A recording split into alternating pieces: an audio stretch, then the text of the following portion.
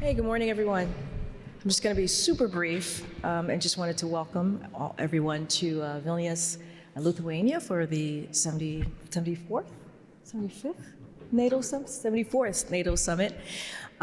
Anyway, as you all know, we have the National Security Advisor, Jake Sullivan, here to take any questions you all have. And so I'm just going to kick it off to him since he has a short amount of time. Thank you.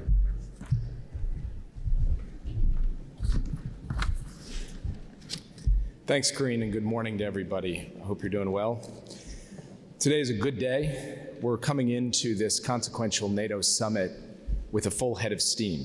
The president released a statement last night welcoming the agreement between Turkey, Sweden, and the NATO Secretary General, including President Erdogan's commitment to transmit Sweden's accession protocols for ratification. While this deal was, of course, the product of direct talks among the three parties to that agreement, NATO, Turkey, and Sweden, the United States had significant recent engagement with everyone involved. The president hosted the Swedish Prime Minister at the White House last week. He called President Erdogan on Sunday, and he'll look forward to meeting with President Erdogan this evening as well to discuss the full range of issues in our relationship.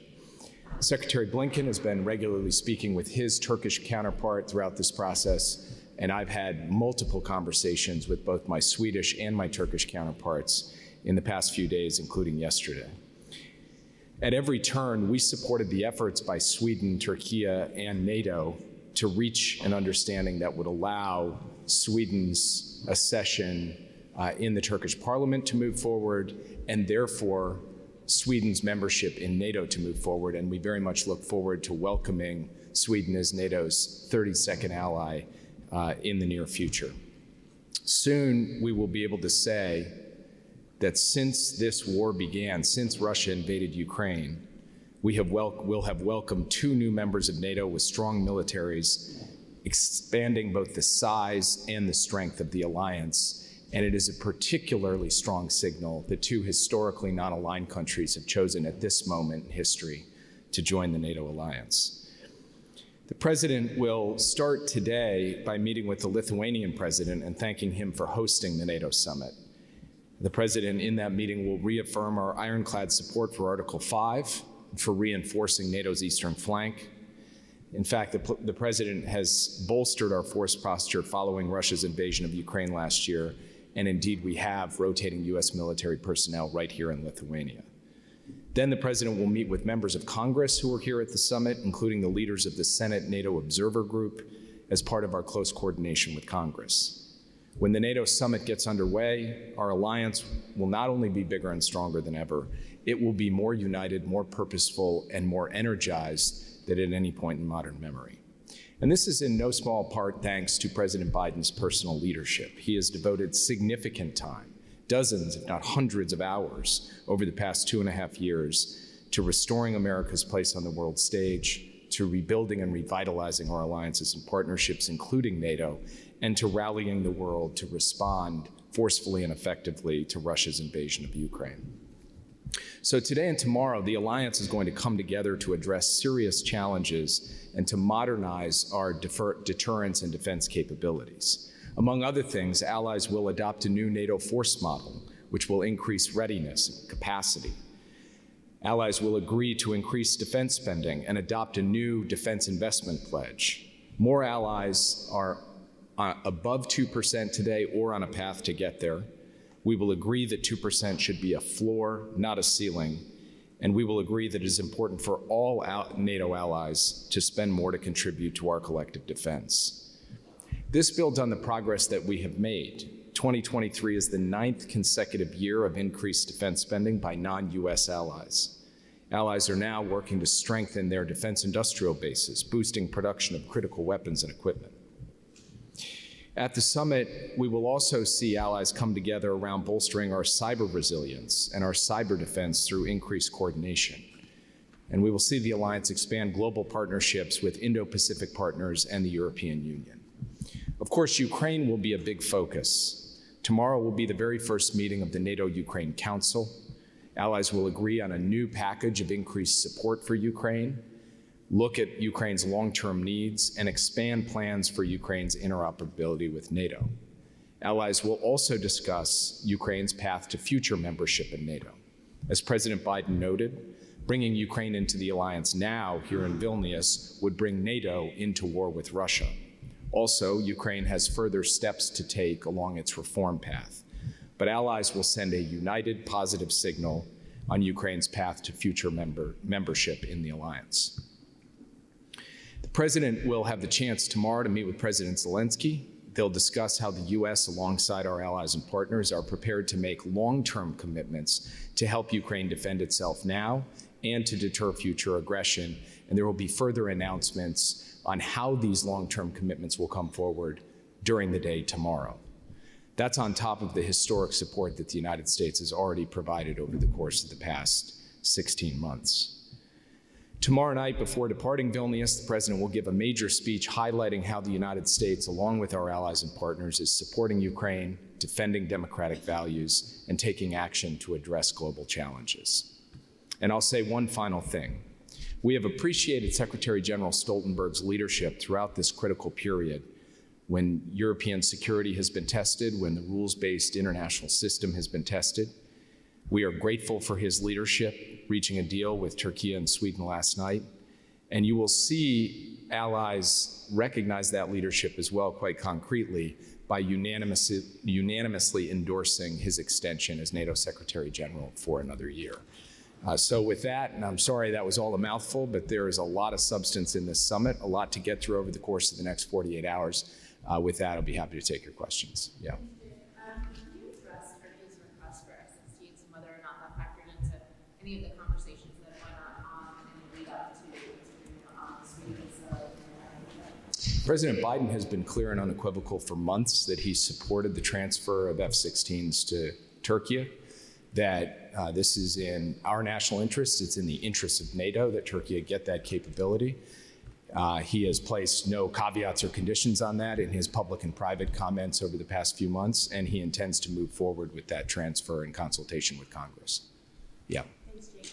This reform path that you're laying out for Ukraine, how long do you anticipate it will take Ukraine to make those reforms once the war has ended?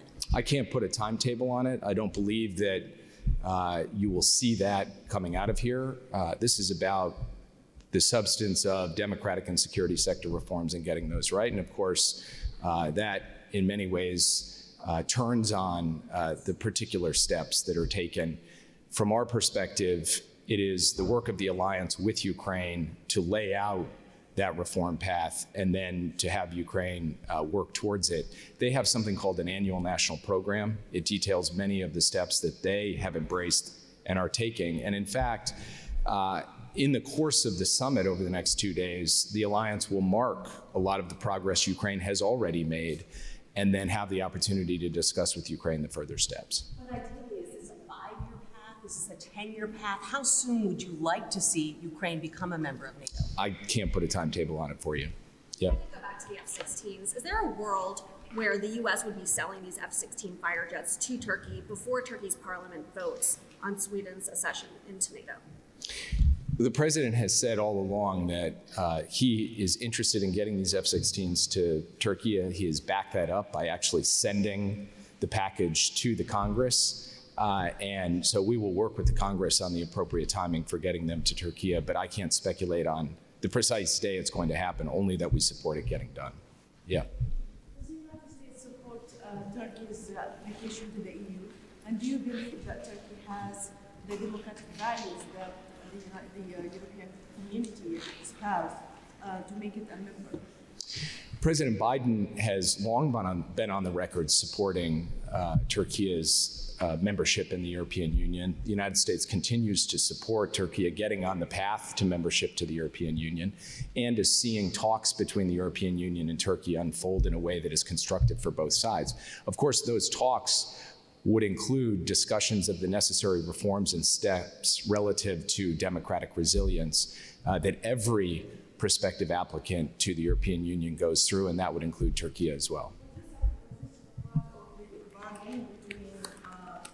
Turkey and NATO and the rest of the United States and Europe accepting or supporting for Sweden to join the NATO with the terms of the EU for Turkey to join the EU? NATO is NATO, the EU is the EU, the United States is not part of the EU. The United States has previously voiced support for Turkey entering these talks with Europe and restarting these talks with Europe on EU membership. President Biden has had a very long, very public record on this subject, long before the question of Sweden's membership in NATO ever came onto the table. So as far as we're concerned, these issues are not connected. Yeah. I've got a question for you about Ukraine and then one about China. On Ukraine, there's a new House Judiciary Committee report that says that the FBI partnered with the Ukrainian intelligence agency to assess disinformation and censor U.S. social media accounts. Apparently, some accounts of journalists and even one of the State Department were wrapped up in this initiative. What are you able to tell us about the initiative and especially the White House and NSA involvement? I have not seen that report. All I will tell you is that the United States and the Biden administration strongly support press freedom, media freedom, and would support no steps that would be taken to undermine that. Yesterday, the U.S. Attorney for the Southern District of New York indicted a man named Gaggle for violating the Foreign Agents Registration Act by working without registration for a company called CEFC China Energy. The president's son and brother worked for the same firm without registration, and the president was invoked in that infamous shakedown text message receiving the transfer of $5 million to the Biden family. The president allegedly met with their business partners, was penciled in for a 10% cut, and was listed on as a participant on a call, an attempt by U.S. natural gas by CFC. What's the White House's take on potential FARA liability for the first family of the president here? I've not seen that and can't comment on it. Yep. Thanks, Jake. I wanted to follow on two other things. On F-16s, do you have any update? Senator Menendez suggested that he might be warming to the idea. Can you talk about your conversations with him at all? And then on Ukraine, you talked about the pathway to reforms. It seems like the map has kind of come off the table, but can you talk about what kind of mechanism you'll be discussing in terms of how Ukraine could get to NATO membership? So allies are continuing to discuss this morning the precise nature of the process with respect to Ukraine's pathway. So I won't get ahead of the decisions that are taken today and then will be announced as part of the communique tomorrow. All I will say is that there's a lot of goodwill and energy in the room, and I think that allies will come together around a consensus way forward on that question. And then I'll let Senator Menendez speak for himself. But yes, of course, we've been in contact with Senator Menendez as he is the chair of the Senate Foreign Relations Committee through which any transfer of F-16s would go. We've also been in touch with the other chairs and rankings of the Senate and House Foreign Relations Committees. Yeah. As you just said that for Ukraine to join NATO now, that could draw NATO into a direct conflict with Russia. But is your position, that there be no Russian troops on Ukrainian soil anywhere? Or would Russia have to withdraw from Crimea, Donbass? What is sort of the line there as what you would define as not active conflict to allow Ukraine to join NATO? I don't think you'll see explicit conditions along those lines reflected in the NATO communique or expressed from this podium or from the White House podium. This is obviously a dynamic situation. We will look at the conditions and circumstances as they unfold, continue to consult with allies, continue to consult with Ukraine, and make decisions on the basis of what's best for European security and how we can best support Ukraine. You're not defining at war necessarily Russia holding any plot of land in Ukraine directly. Today, we're not going to define at war. We're not going to lay down a definition for that. And you know, there have been historical circumstances where you've seen, different ways of looking at that question. That will be for an ongoing discussion and dialogue within the alliance. Yep. On posture relations, on the way over here, you characterize the British Prime Minister as saying that he was basically acting within his legal obligations with the, right? So you say limited protesting against publicly. Did he do anything in private that was more forceful for the European public statements that you wanted to discourage the use of these weapons. One of the things I said on the way over here was that you wouldn't see this cluster munitions decision by the United States in any way disrupt or undermine the very close unity between the US and the United Kingdom. I think that was borne out yesterday across the board. Prime Minister Sunak and President Biden had an incredibly energetic conversation on a range of issues, including their tight coordination and full unity on the bigger picture in Ukraine. The Prime Minister said nothing different in private than he said in public. They have their legal obligations, but you certainly haven't seen the British Prime Minister, or really, for that matter, any of our NATO allies go out and say that this threatens NATO unity. You haven't heard anyone say that, and the answer for why that is because it doesn't threaten NATO unity. And you'll see over the course of the next couple of days that while allies have different views on this particular weapon system, and many are signatories to the Oslo Convention, there is a wide degree of understanding that the United States took this decision thoughtfully, carefully, and in the best interests of protecting Ukraine's people and Ukraine's territorial integrity and sovereignty.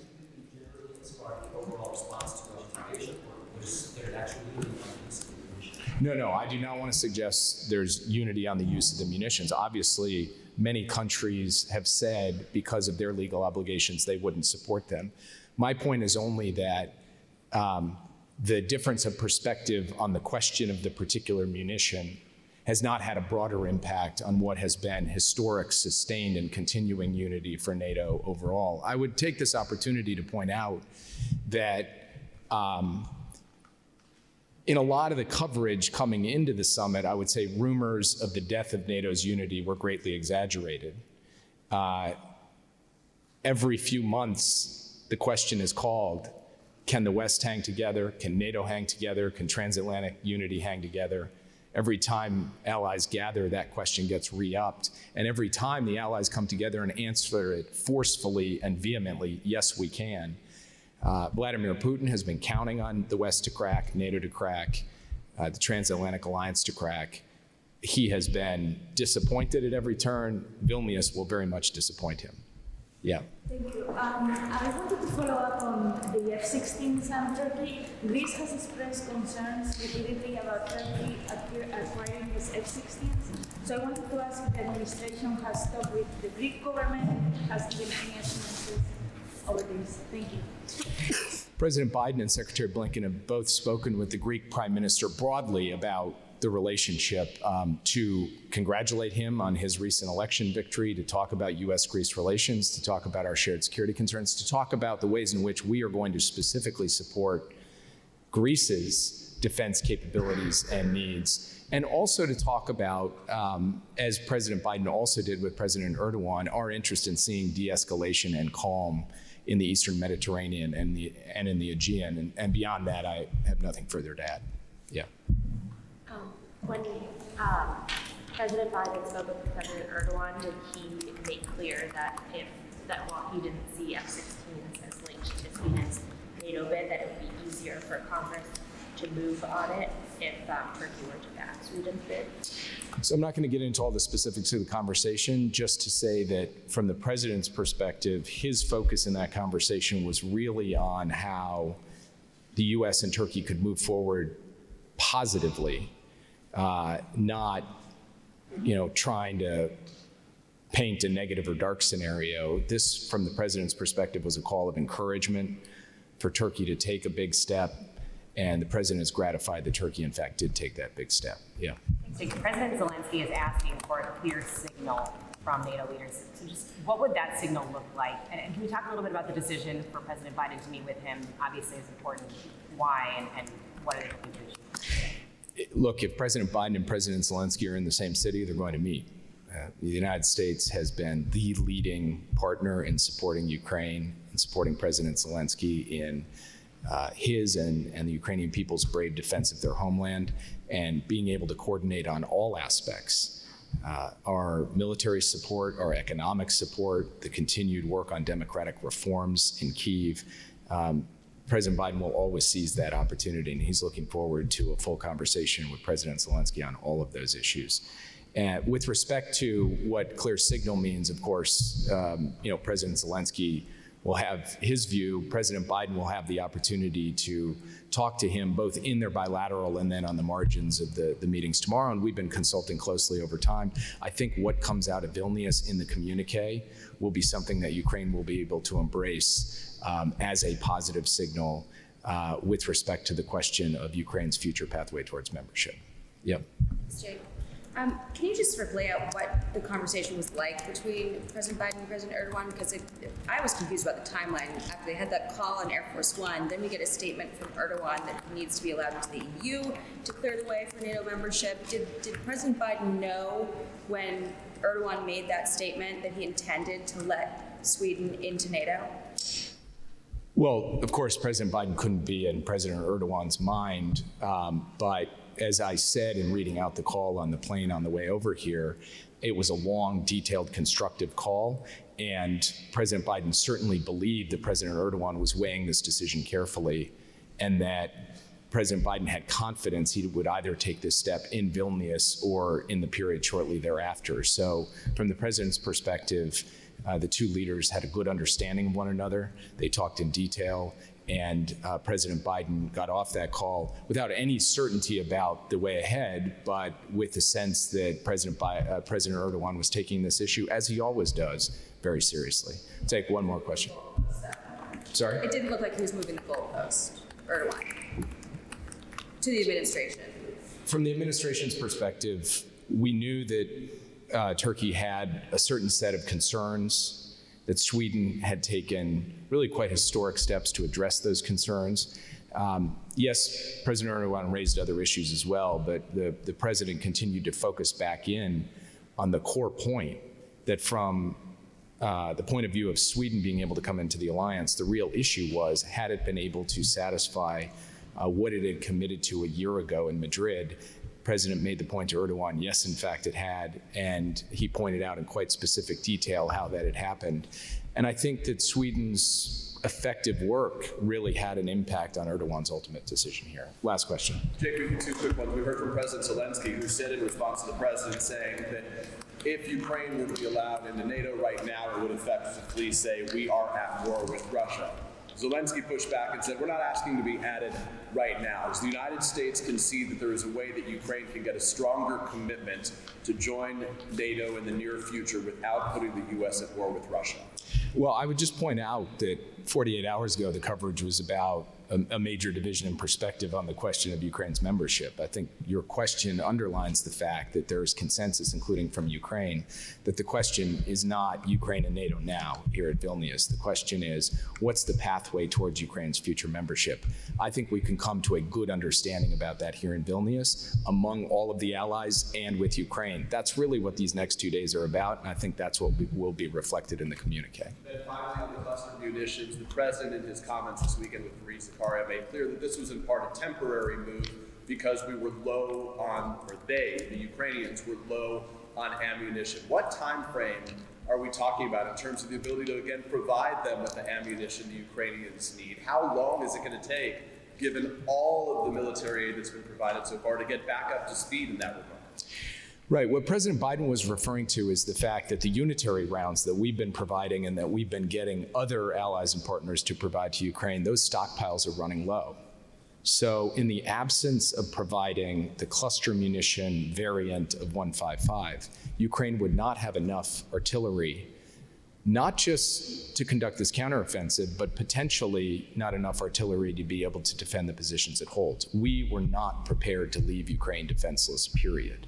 So for us, when it came down to the choice, our choice was, despite the difficulty, despite the challenges, despite the risk to civilian harm associated with cluster munitions, the risk to civilian harm of leaving Ukraine without the ammo it needed was, from our perspective, greater.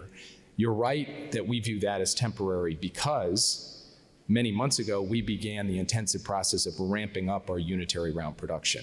Once it hits a level where unitary round production can satisfy Ukraine's needs, then there will be no need to continue giving cluster munitions. I cannot give you an exact timeline for that because, of course, war is dynamic, and it goes to the question of usage rates as well as to the question of the defense industrial base hitting its marks in terms of increased production.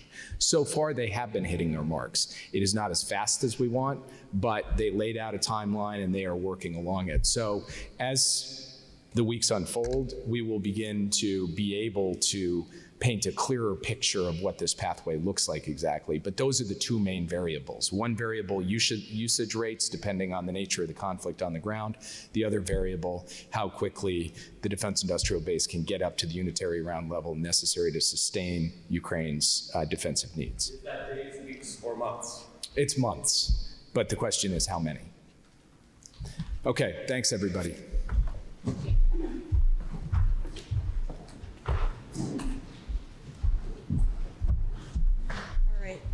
Thank you so much, Jake. This podium is very small.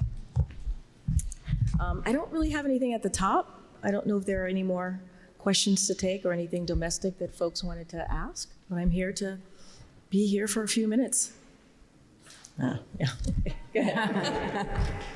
I wanted to ask Jake, but I'm not sure if anyone else got to that. Is there going to be some sort of concrete document drawn up by a smaller group of allies within NATO, whether it's the G7 or the Club, with some kind of interim security guarantees for Ukraine? Is there something specific going to come out from that? So don't want to get ahead of the conversations that are going to be starting today, as you all know. So I think you could expect some communication, certainly, as we've talked about, and some deliverables or some more kind of guidance of how these conversations have gone throughout the day and also as we get into tomorrow as well. We will have a briefing tomorrow morning, and so which will kind of wrap up a little bit of how things went the last 24 hours clearly before the briefing. I just don't want to get ahead of the president's conversations and any other, bilateral meetings that he may have as well.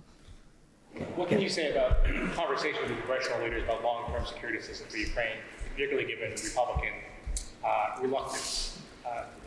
So clearly that'll be a conversation that the president will have with President Zelensky about long-term security assistance. The president and President Zelensky and President Biden clearly have had ongoing conversations about that. Look, our focus continues to be how do we continue to provide assistance, security assistance, as you know, as the president has been a leader in that. The U.S. has been a leader of that in the last more than 15 months. Of course, that will come up tomorrow. Just don't want to get ahead of that. We are always in conversation with congressional members on our bipartisan support for Ukraine. I just don't have anything specific to share at this time.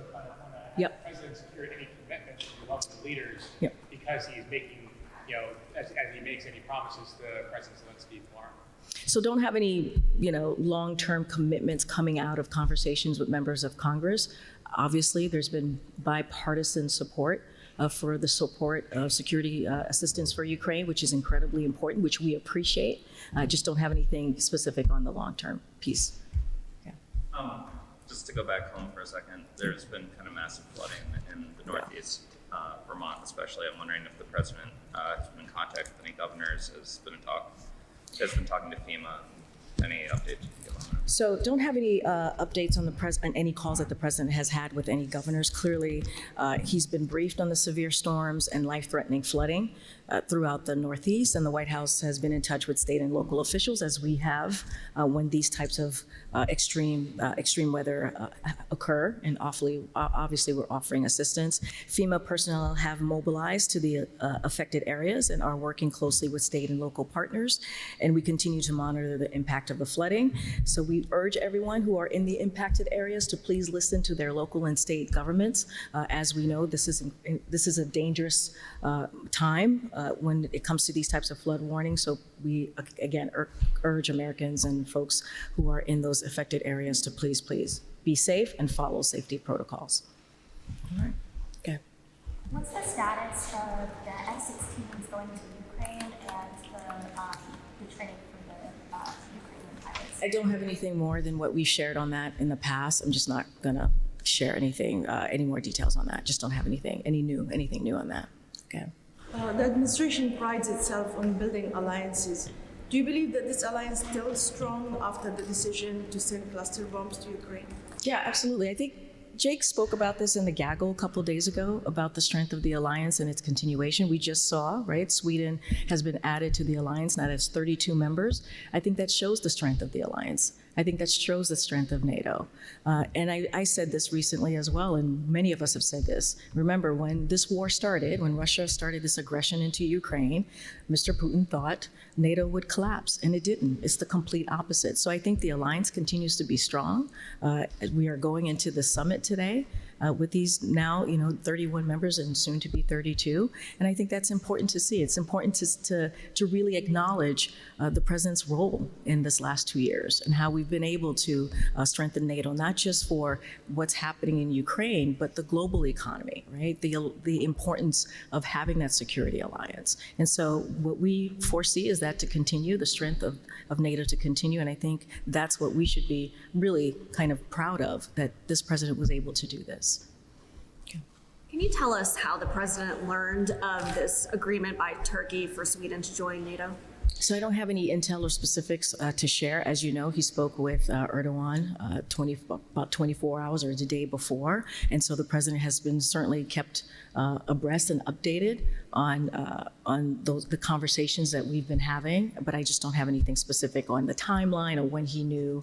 But again, this is important. This is important to the question I just got from Nadia. This is incredibly important that we are continuing to strengthen NATO. Especially as we're talking about democracy, as we're talking about Ukraine fighting for their democracy. I think this is something that is something that we should be, talking about this in a positive light as we go into the NATO summit today. Was there any heads up before Stoltenberg came out and made that announcement? Did the president learn it through media reports, or was he told? Well, he obviously knew before the media reports. I just don't have a timeline or exact. I'm sorry. I just don't have I know you're trying to get me to an exact time and during the day, but I just don't have that for you. But of course, he knew before the media reports came out. Do you have any update on the investigation into the cocaine at the White House? The Secret Service indicated if they're closer to. Yeah, I don't have any updates. As you know, as you just mentioned, Secret Service is under their purview. They're certainly investigating the situation. I just don't have anything updated. I would refer you to the Secret Service on that particular question. All right, I'm going to take one more. Go ahead. Thank you, Karine. Do you have more update on Secretary Yellen's trip to China, and how does the U.S. Plan to respond to China's proposed export controls on 2 key metals for semiconductors and solar panels? So look, I don't have anything more to share than Secretary Yellen has done interviews on how important it was for her to have this bilateral discussion on the economy, the global economy more broadly with China. She said it was substantive, it was important. The president has said this. And I think that, as we all know, China's going to be around for some time. It is important to have those open lines of communications. It was important for her to also to meet with the new team as it relates to the economy, as it relates to the new members in China. So look, I don't have anything else to add. Again, we're going to continue to try to continue those open lines of conversation. And I think that's important, as we know that relationship is vital. And so we're going to continue to do that. I just don't have anything else to share. All right. Thanks, everybody.